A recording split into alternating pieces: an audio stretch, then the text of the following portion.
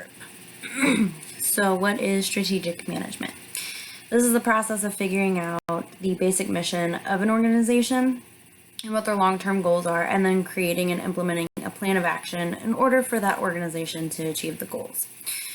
The benefits of strategic management.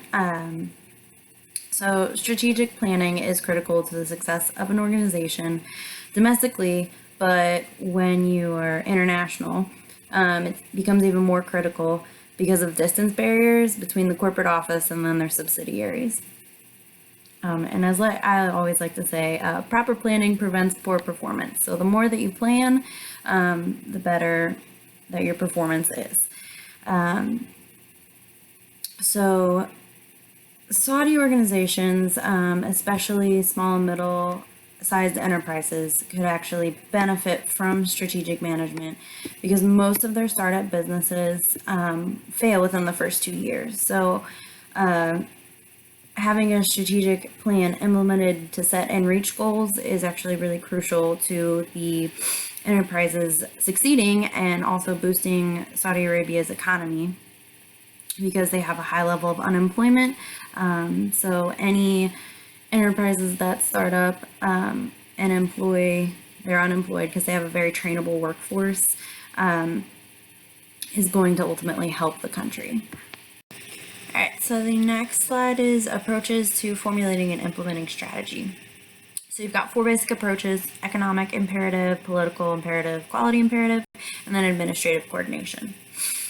So economic imperative is using the economies of scale. So it's a strategy based on cost leadership and product differentiation.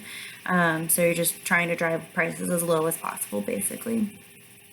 Political imperative is utilizing a country responsive strategy, and it is actually designed to protect local market niches. So you're pretty much focusing just on differentiation to that local market, making a product specifically for them, ignoring the economies of scales. Quality imperative focuses on the superior quality of product to exceed customer expectations. So they're also continuously improving products or services. Then the next one is administrative coordination. This doesn't use a predetermined economic or political imperative, so it's basically your one-off or your exception to the rule. So this strategy actually makes decisions based on individual situations rather than, again, using one of the other predetermined strategies. So what is the best approach for a Saudi organization? The best approach is mixed. A lot of companies actually mixed all of the approaches. This allows for the organization to be flexible when making decisions. It also considers impacts from multiple angles when they're making decisions. Next, we're looking at global and regional strategies. So global integration is production and distribution of the same products and services worldwide, no matter what country. National responsiveness is the opposite. It's responding to different national standards based on the understanding of different consumer tastes in regional markets. So those are catered towards the specific market that you're entering in each country. The conflict between the two, whether you should pursue a global or regional strategy, actually creates the matrix in the next slide. So this matrix actually shows the conflict between global integration and national responsiveness as a matrix, and that conflict actually creates the 4 different strategies of doing business. So starting at the top left, global integration is high and national responsiveness is low in this quadrant. So this actually creates a global strategy that is based primarily on price competition. So just cutting costs as low as possible, exploiting economies of scale. That's the global strategy. Everybody in every country gets the same product no matter what. Moving downward to international, that quadrant, when both national responsiveness and global integration are low, an international strategy emerges. So this is a mixed strategy when both the potential to obtain economies of scale and the benefits of differentiating your product aren't attainable. So the company is actually just using their existing core competencies to explore different opportunities in different international markets. They may adapt to a different strategy later on once they've exploited those opportunities. But to the right of that quadrant, so when both national responsiveness and global integration are low, when national responsiveness is high and global integration is low, this is the multi-domestic strategy, and that emphasizes local adaptation. So this ignores the economy of scale and focuses on differentiation. So an example of this is that Netflix actually caters its available shows to the countries it's providing its service to. So some shows or episodes of shows are actually censored depending on which market it's in. This actually happened to Saudi Arabia because there was a show that was criticizing their crown prince, which violated some laws. And they are not like the US, and they will censor anything that is critical to their government. So they contacted Netflix, said it violated their laws. Netflix actually pulled not the entire show, but the episode that it criticized the crown prince in. So that's just an example. So the last quadrant is the transnational strategy. So this is an integrated strategy that emphasizes both global integration and local responsiveness. So it's like the best of both worlds. A good example is McDonald's. So McDonald's has, for the most part, the same basic menu. However, it's different in many countries. So in Saudi Arabia, they've got the McCafe, which in the US, our McCafe consists of chocolate cookies and apple pies. In Saudi Arabia, it includes assorted desserts, cheesecakes. They've got tiramisu on their McDonald's menu, but they're still able to keep their product prices low. Basic steps in formulating strategy for the Saudi Arabia group. Saudi Arabia created an organization called the Executive Committee for Improving the Performance of Private Sector Businesses. This organization created a couple of initiatives, one called the Saudi Vision 2030 and one called the National Transformation Program of 2020. These were designed to improve business performance in the private sector for private sector businesses. A couple of steps they went through in order to come to these strategies that they developed was environmental scanning. This was to provide a company with a forecast of the trends in the business environment in which it operates. Saudi executives believe that their businesses operate in a highly turbulent environment, and it's a highly competitive and technology-driven environment. So Saudi advances in technology from artificial intelligence to big data can prove to be a factor that could bring improvement into their business environment. The internal resource analysis is the second step that they went through.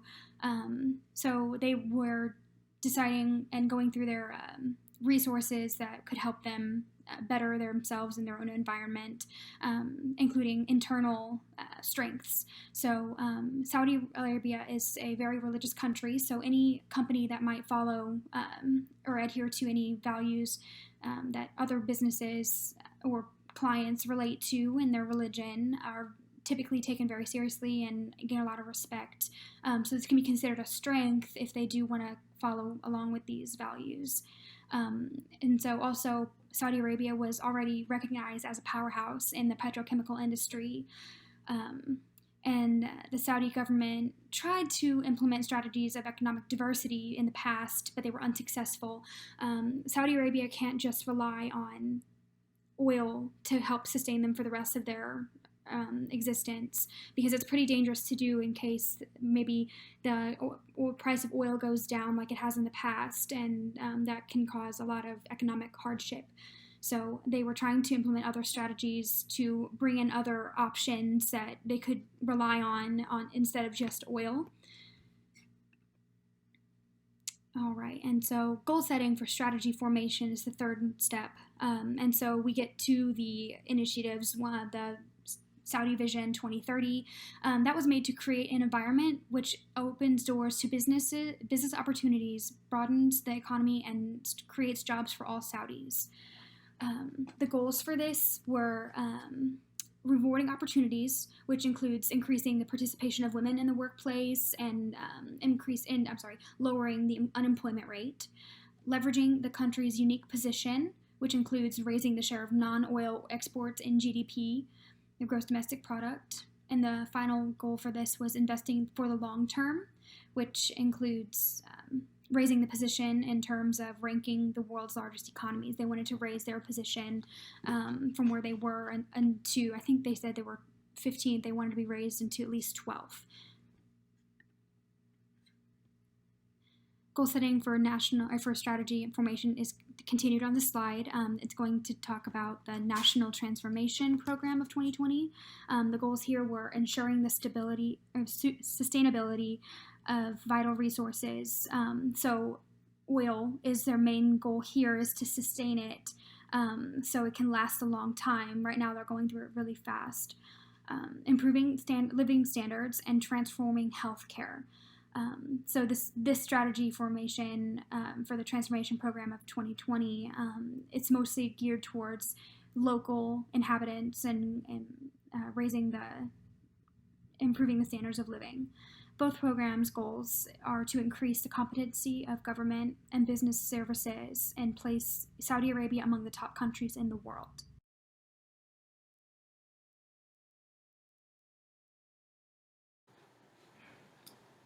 Okay, so the topic I am covering is strategy implementation, which is just the process by which a plan of action is formed to provide goods and services. Saudi Arabia's government already has invested back into their economy to allow for incentives to encourage foreign business to establish companies here. A good example of that is they have lowered the waiting time for licensing for businesses and paperwork to be filed to set up the nitty-gritty details of the business. They took it from a few days to a week down to hours to receive your licensing, which then frees up more time in getting together the necessary resources for building, leasing, and all the other aspects of the business. We are going to dive into location, market, production, and finance implementation. So starting with location, Saudi Arabia has around 32.94, almost 33 million people. And compared to the United States, where they're around, I'd say 320 something million people, it's not a huge number in comparison for a company to move over there. It's not really, and you'd probably just want to stay in the United States, honestly, or find a country that had a higher population count. But the key factor in moving to Saudi is it opens up relations and access to the Arabic nations and the Indian subcontinent, which increases it to roughly 1.6 billion people. Now, compared to the United States, that's a lot of people. Bigger reach, honestly. Now, depending upon what service or product you do, Saudi Arabia has 3 different regions they're kind of broke up into, or provinces. They have the Western region, which their main commercial center is the city of Jihad. So I would say retail-wise, for businesses who are mostly retail, I would probably focus on the Western region. Now, of course, it does vary. I didn't look deep into what every little city within these provinces focus on. But just in a general scheme, I would probably, retail-wise, lean towards the Western region. Now, their Central region, which is the capital, or which hosts the capital, I'm not even going to try to pronounce that name. I'd probably butcher it. I would say a lot of service industries might end up being closer to here. Your government and local service industries is the only thing I could think of, would be more centralized here. Now, their eastern province is what they are mostly known for, and that is their oil and gas industry. That's practically what they've the past Saudi Arabia has built their economy on, and they know they can't sustain that anymore solely on the oil and gas. So now, going back to strategy implementation, as a whole, the government noticed that oil and gas is not going to continue to further them into the future like they would hope. So now the government is reinvesting back into their government or into their economy and trying to spark new jobs to drive their unemployment down as a whole. Moving on to their market implementation, Saudi is very big on their one-on-one relationship between vendors and customers. It's more or less like what a lot of small businesses do, word of mouth, in smaller towns. They want to drive buzz and get people to talk about them rather than directly marketing to someone, which is, to me, a cultural shock, because in America we depend upon advertising so heavily. You can't run down to the store without some form of advertisement. You can't even shop in a store without being bombarded with advertisements.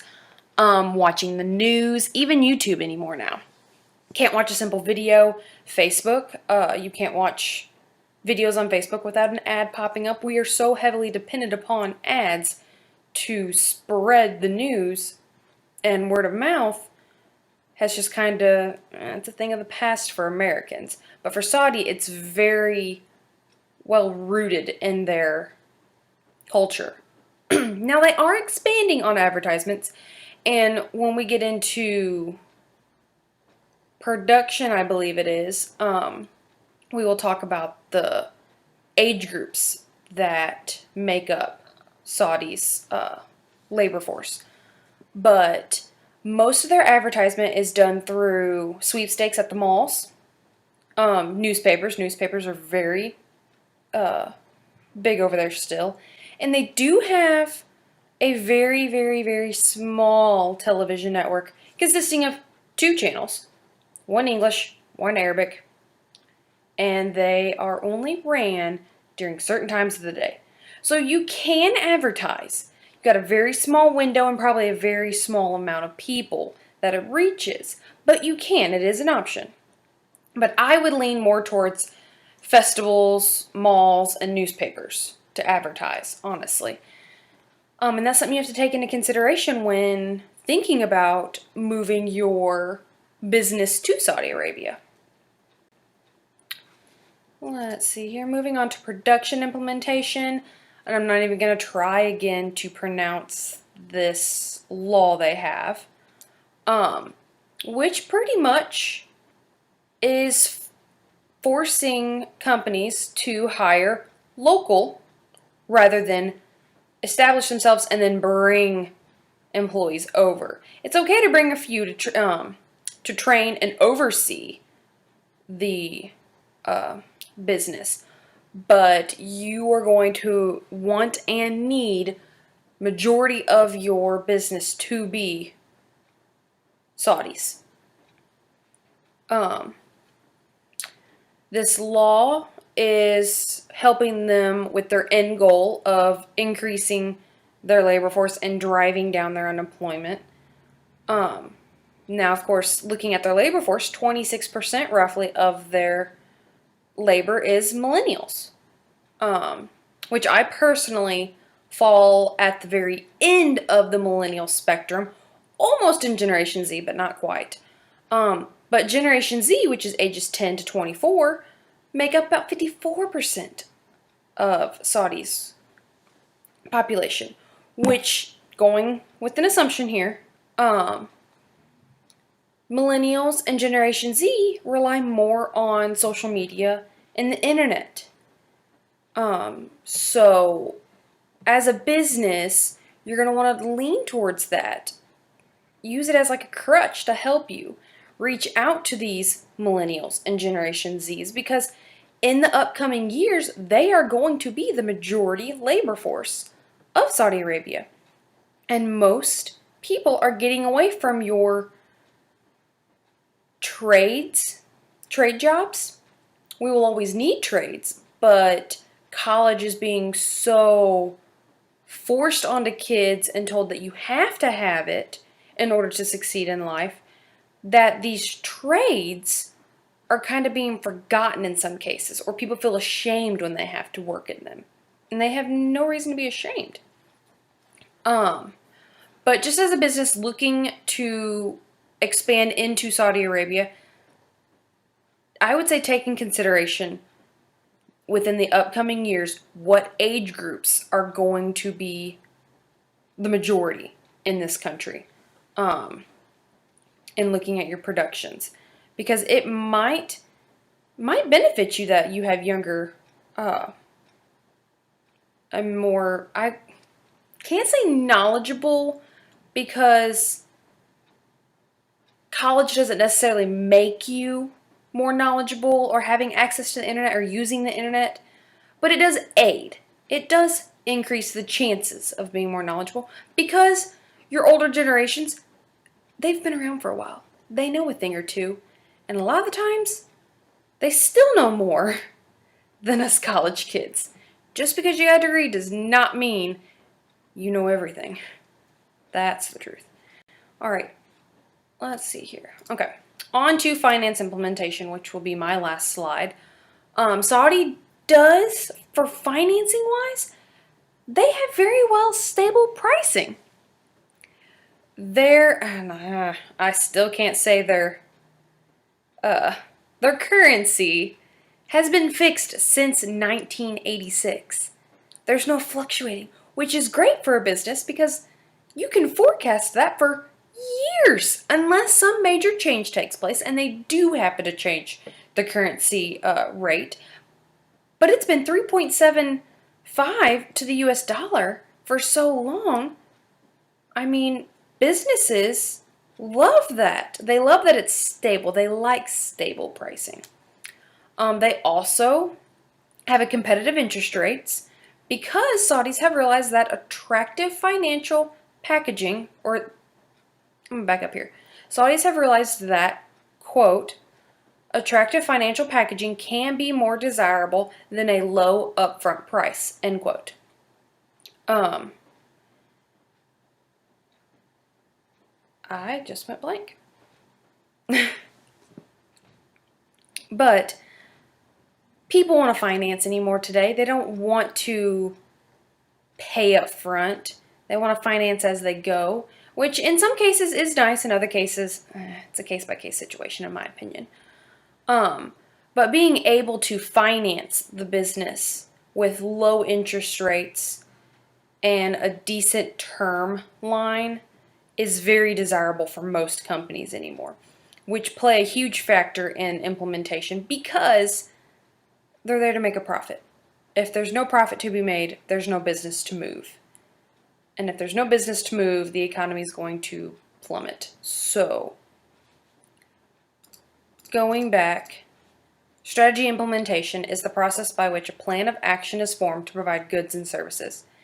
So to me, wrapping it all up, strategy implementation is just setting forth a game plan to start the business, an end goal of successfully running the business and creating a profit.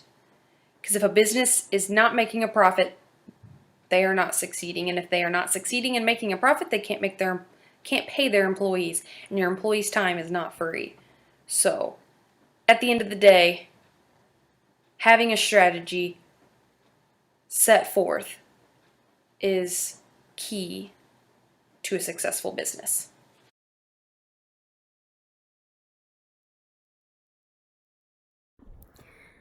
Saudi Arabian markets are constantly subject to change and subject to adaptation, and there are a couple specific techniques and strategies that you should implement whenever trying to enter that market space.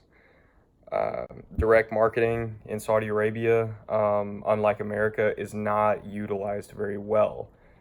There are certain cultural restrictions and certain gender segregation and privacy policies that don't really allow the use of direct marketing.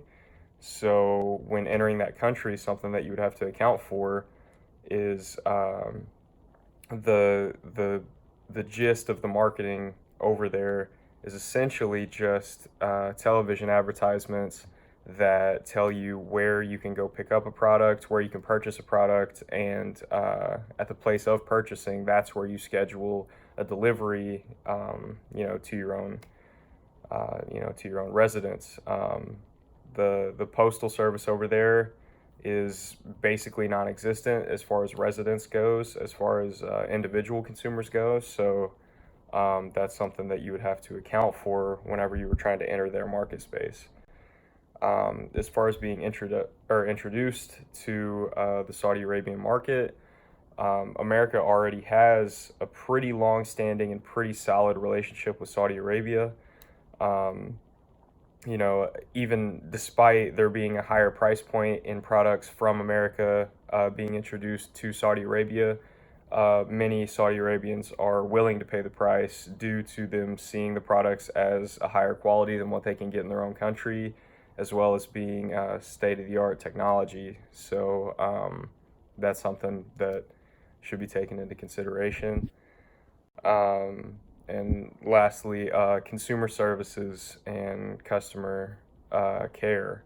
Um, with the marketplace being as competitive as it is in Saudi Arabia, with many people trying to get into that market space, if you were to have any parts of your customer services lacking, yeah, maybe even if you're a large enough business, if you didn't have a whole team dedicated to just that aspect of the business, you could easily lose your market share because over there, even bringing a business into that country is somewhat of a symbol of trying to establish a long-term commitment to doing business in that area. So something that comes along with, having a long-standing relationship is being able to count on, your products being where you say they're going to be, you being held responsible for getting the products to the consumer and the products being what you advertise to the consumer. So, yeah, if you do not, put customer service as your top priority, or one of them at least, then you can easily lose your position in that marketplace.